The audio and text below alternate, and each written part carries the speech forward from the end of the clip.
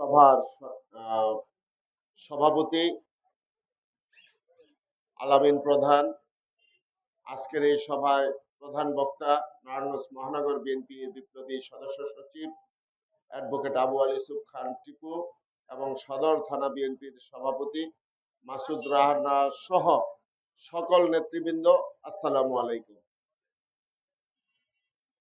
সংগ্রামী সাথী ও বন্ধুরা, আপনারা জানেন যে বাংলাদেশ গত 17টি বছর একটি খারাপ সময় পার করেছে। এই খারাপ সময়ের জন্য দায়ী কে? এই খারাপ সময়ের জন্য দায়ী হলো মুজিব কন্যা ফ্যাসিস্ট শেখ হাসিনা। এই শেখ হাসিনা বাংলাদেশকে তার অপশাসনের মাধ্যমে এই বাংলাদেশের রাষ্ট্রীয় সকল প্রকার অর্গানগুলিকে নষ্ট করে দিয়েছিল। আইন বিভাগ, শাসন বিভাগ, বিচার বিভাগ, এই তিনটি বিভাগকে দুর্নীতির অতল গহরে নিয়ে গিয়েছিল। আপনারা দেখেছেন যে পুলিশ প্রশাসনকে ব্যবহার করে পুলিশ প্রশাসনকে গত 15 বছর জনগণের বিরুদ্ধে ব্যবহার হয়েছে। মনে হয়েছে পুলিশ জনগণের শত্রু, অথচ পৃথিবীতে সকল দেশে যদি থানায় যান তাহলে পুলিশ কিন্তু যে বিচার চাইতে যায় বা অভিযোগ দিতে যায় তাকে স্যার বলে, স্যার। কিন্তু আমরা গত 15 বছর কি দেখেছি? গত 15 বছর দেখেছি হত্যা, খুন, গুম এবং মামলা মোকদ্দমা, হয়রানি। এই হয়রানিগুলি কেন করা হয়েছে? এই হয়রানিগুলি করা হয়েছে শেখ হাসিনার স্বার্থকে রক্ষা করার জন্য। একমাত্র শেখ হাসিনাকে ক্ষমতায় রাখার জন্য এই বাংলাদেশের বিচার বিভাগকে সম্পূর্ণরূপে ধ্বংস করে দেওয়া হয়েছিল। ধ্বংস করে দেওয়া হয়েছে এদেশের পুলিশ বিভাগকে। পুলিশ বিভাগ বলেন, শত সরকারি কর্মকর্তা কর্মচারী আছে, নিয়োগের ক্ষেত্রে তারা যেই ধরনের পদক্ষেপ নিয়েছে সেখানে ছাত্রলীগ, যুবলীগের নেতা কর্মী ছাড়া নিয়োগ দেওয়া হয় নাই। তারা চাকরিতে যে ওই শেখ হাসিনা এবং ওই তার নিজের স্বার্থ উদ্ধার করেছে। আজকে আপনারা দেখেছেন গত 15 বছর একটা মসজিদ কমিটি থেকে শুরু করে সকল ক্ষেত্রে এই আওয়ামী লীগ তাদের লোকজনদের দিয়ে এমন ভাবে এই সমাজটাকে কুলসিত করেছিল যে সেখানে ভালো মানুষের, যারা সমাজের জন্য কাজ করতে চায়, জনগণের জন্য কাজ করতে চায়, তাদেরকে এক প্রকার নির্বাসিত করেছিল। তাদেরকে বিভিন্ন মামলা মোকদ্দমা দিয়ে তাদেরকে অনেককে জেলে রাখা হয়েছিল। আজকে অনেকের বিরুদ্ধে ডজন ডজন মামলা। প্রতিদিন বিএনপির নেতা কর্মীরা মাসের মধ্যে বেশিরভাগ সময় আদালতে প্রাঙ্গণে অবস্থান করেছে। আপনারা কি সেই অবস্থানটা দেখতে চান? আপনারা যদি সেই অবস্থান দেখতে না চান, আমরা 1971 সনে বাংলাদেশের মানুষ আমাদের নেতা শহীদ রাষ্ট্রপতি জিয়াউর রহমানের স্বাধীনতার ডাকে সেদিন যুদ্ধ করে বাংলাদেশ স্বাধীন করেছিল একটাই কারণ, যে এই দেশের মানুষ গণতান্ত্রিক অধিকার পাবে, মোটা ভাত মোটা কাপড় পরে তারা জীবন ধারণ করতে পারবে, তারা ন্যায় আদালতে গেলে ন্যায় বিচার পাবে, তারা সুখে শান্তিতে বসবাস করতে পারবে। কিন্তু আওয়ামী লীগ তারা নিজেদেরকে স্বাধীনতা যুদ্ধের প্রধান বলে দাবি করলেও আপনারা দেখেছেন 1971-এর পরে, স্বাধীনতার পরে আওয়ামী লীগ বাংলাদেশের ক্ষমতায় এসে এই বাংলাদেশকে দুর্ভিক্ষ উপহার দিয়েছিল। এদেশে সকল রাজনৈতিক কর্মকাণ্ড বন্ধ করে দিয়ে বাকশাল কায়েম করেছিল সমাজে। সেদিন ওই বাসন্তীরা ছেঁড়া জাল পড়েছিল, অনেক মানুষ ওই ডাস্টবিনের খাবার খেয়েছে। আজকে আপনারা সেই শেখ মুজিবের কন্যা গত 15 বছর বাংলাদেশের সমাজকে এরকম ভাবে শোষণ করেছে। সেই শোষণ দুর্নীতির মাধ্যমে আওয়ামী লীগের নেতা কর্মীরা, আওয়ামী লীগের শেখ হাসিনা বাংলাদেশ থেকে লক্ষ লক্ষ কোটি টাকা বিদেশে পাচার করেছে।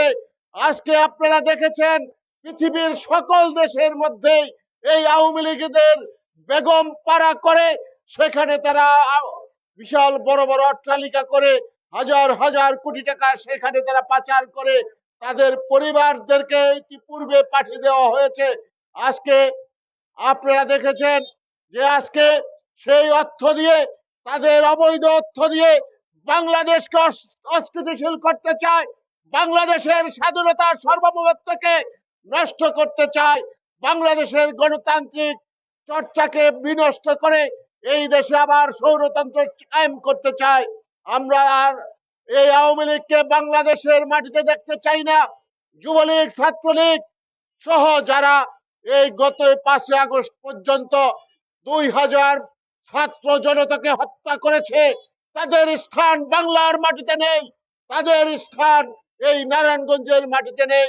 নারায়ণগঞ্জের মানুষ দেখেছে ওই শামীম ওসমানের নেতৃত্বে এই নারায়ণগঞ্জে বিভিন্ন জায়গায় আক্রমণ করে বিএনপি এবং ছাত্র জনতাকে হত্যা করেছে, তারা ওই রিয়া গোপকে হত্যা করেছে। তাই এই হত্যাকারীদের স্থান নারায়ণগঞ্জের মাটিতে হবে না ইনশাল্লাহ। আজকে যারা এই হত্যাকারী, তাদের বিচার ওই নারায়ণগঞ্জের বুকে হবে ইনশাল্লাহ। আমরা বলে দিতে চাই, যারা অন্যায়কারী, যারা হত্যাকারী, খুন গুণকারী, যারা এই দুর্নীতিবাজ, তাদের সাথে বিএনপি এবং জনগণের কোনো সম্পর্ক নেই। আজকে আমরা বিএনপির নেতা কর্মীদেরকে বলতে চাই, আমরা আমাদের নেতা জনাব তারেক রহমানের একটা কথা আপনাদেরকে পৌঁছে দিতে চাই, বিএনপিতে কোনো খারাপ লোকের স্থান হবে না, বিএনপিতে কোনো চাঁদাবাজের স্থান হবে না, কোন দুর্নীতিবাজের স্থান হবে না, খুন গুণ হত্যাকারীর স্থান হবে না। সুতরাং যারা বিএনপি করেন, যারা বিএনপি করতে চান, যারা ইতিপূর্বে বিএনপি করেন, তাদেরকে সাবধান করে দিতে চাই যে নারায়ণগঞ্জে যারা বিএনপি করবেন তারা সুষ্ঠু এবং সুন্দর মতো আপনারা বিএনপি করবেন, জনগণের বিরুদ্ধে অবস্থান নেবেন, আপনাদের বিরুদ্ধে ব্যবস্থা নেওয়া, দল আপনাদের কঠোর ব্যবস্থা নেবে।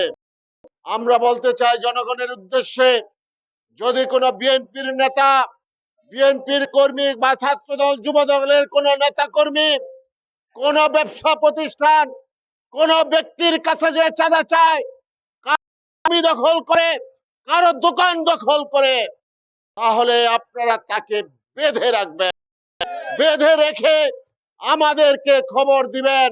আমরা নারায়ণগঞ্জ মহানগর বিএনপি 5 তারিখের পরে নারায়ণগঞ্জে মাইকিং করিয়েছিলাম। আমরা আমাদের টেলিফোন নাম্বার সবাইকে দিয়েছি, যারা এগুলি করবে তাদের বিরুদ্ধে এই বিএনপিতে তাদের স্থান নাই এবং তাদের স্থান হবে ওই জেলখানা, তাদের স্থান হবে ওই জেলখানা। তাই আজকের এই সভায় আপনারা যেই কারণে উপস্থিত হয়েছেন, আমাদের নেতা জনাব তারেক রহমান এই 5ই আগস্টের আরো 1 বছরের বেশি সময় পূর্বে বাংলাদেশের মানুষের কাছে 31 দফা রাষ্ট্র কাঠামো মেরামতের জন্য উপস্থাপন করেছিলেন। এবং সেই 31 দফা কি, সেই 31 দফা সম্পর্কিত ইতিমধ্যে আলোচনা শুনেছেন।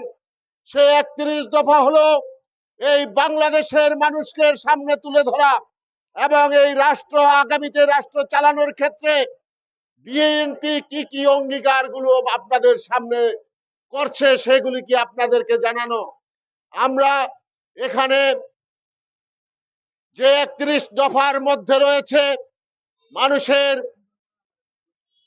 অর্থনৈতিক অবস্থা, সামাজিক অবস্থা, দেশের গণতন্ত্র, তত্ত্বাবধায়ক সরকার প্রতিষ্ঠা এবং প্রশাসন হবে জনগণের প্রশাসন, আমাদের শিক্ষা ব্যবস্থা হবে গণমুখী, এবং এই শিক্ষা ব্যবস্থার মাধ্যমে যাতে মানুষের মতো মানুষ আমাদের সন্তানরা হতে পারে, আমাদের এই সমাজ থেকে সকল প্রকার অন্যায় অত্যাচার দুরাচার দূর করা এবং এদেশে একটি সুশাসন প্রতিষ্ঠা করা, জনগণের সর্বশেষ জনগণের ভোটের অধিকার প্রতিষ্ঠা করা।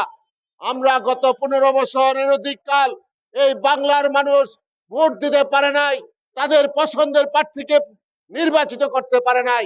তাই আমাদের এই 31 দফার মূল অঙ্গীকার হলো এই বাংলাদেশে একটি নিরপেক্ষ তত্ত্বাবধায়ক সরকার প্রতিষ্ঠা। আমরা এই আজকে গত 5-7 দিন আগে আপনারা দেখেছেন পত্র পত্রিকায় বাংলাদেশ সুপ্রিম কোর্ট থেকে একটা রায় হয়েছে, সেটা হলো শেখ হাসিনা তত্ত্বাবধায়ক সরকার বাতিল করেছিল, সেই বাতিলের রায়টা বাতিল করে দেওয়া হয়েছে। তার মানে বাংলাদেশে আগামী দিনে তত্ত্বাবধায়ক সরকার পরিচালিত হবে, তত্ত্বাবধায়ক সরকারের অধীনে ভোট হবে। সেই ক্ষেত্রে আমরা বলতে চাই আমাদের সেই তত্ত্বাবধায়ক সরকারের মূল কাজ হবে এই দেশে একটি সুষ্ঠু নির্বাচন করা, জনগণ যাতে তাদের নির্বাচনী কেন্দ্রে যে তাদের ইচ্ছা মতো তাদের প্রার্থী নির্বাচন করতে পারে। আজকে আমাদের সেই হারানো গৌরব, আমাদের ভোটের অধিকার ফিরিয়ে আনতে চাই, আমাদের পারিবারিক সংহতি বজায় রাখতে চাই, আমাদের পারিবারিক যে বন্ধন সেটা যাতে পূর্বের অবস্থায় ফিরে যায় সেই ব্যবস্থা ফিরিয়ে আনতে চাই। আমরা সামাজিকভাবে সকল অন্যায় অবিচার দূর করে এই সামাজিকভাবে আমরা একটি একই বন্ধনে আমরা আবদ্ধ হতে চাই। আমরা নারায়ণগঞ্জকে একটি সুখী সমৃদ্ধশালী নারায়ণগঞ্জ হিসাবে গড়ে তুলতে চাই। নারায়ণগঞ্জে যাতে কোনো প্রকার হত্যা নির্যাতন খুন গুম না থাকে সেই ব্যবস্থা আমরা করতে চাই। আমাদের নেতা তারেক রহমানের মূল উদ্দেশ্য হলো এটা। আমরা আগামী দিনে এই অঙ্গীকারগুলো আপনাদের সামনে তুলে ধরছি এবং এই ব্যাপারে আপনাদের যদি আরো কোনো মতামত থাকে, কারণ আপনাদের সামনে আমরা এই 31 দফা কর্মসূচির আমরা বইগুলি আপনাদেরকে দিয়েছি, এই বইগুলি পরে আপনারা যদি সংশোধনী থাকে আমাদের এই যে এই ওয়ার্ডের সভাপতি আছে, সেক্রেটারি আছে, তাদেরকে জানাবেন। আমরা এগুলোকে আমাদের কেন্দ্রীয় নেতৃবৃন্দের কাছে আমরা উপস্থাপন করব এবং আপনাদের ইচ্ছা মতো একটি সংস্কার কর্মসূচি বাস্তবায়িত হবে। আমরা এই সভা থেকে একটা কথা এই অন্তর্বর্তীকালীন সরকারের প্রতি বলতে চাই যে আমরা অন্তর্বর্তীকালীন সরকারকে সাহায্য সহযোগিতা করব, কিন্তু ওই সময় পর্যন্তই আমরা আপনাদেরকে সাহায্য সহযোগিতা করব যেই সময় পর্যন্ত আপনারা জনগণের পক্ষে থাকবেন, যেই সময় পর্যন্ত আপনারা মানুষের ভোটের অধিকার প্রতিষ্ঠার জন্য কাজ করবেন, যেই সময় পর্যন্ত নিরপেক্ষভাবে আপনারা কাজ করবেন, ওই সময় পর্যন্ত বাংলাদেশের জনগণ আপনাদের পক্ষে থাকবে। কিন্তু সংস্কারের নামে যদি আপনারা কালক্ষেপণ করে ক্ষমতায় থাকতে চান সেটা জনগণ ভালো চোখে দেখবে না।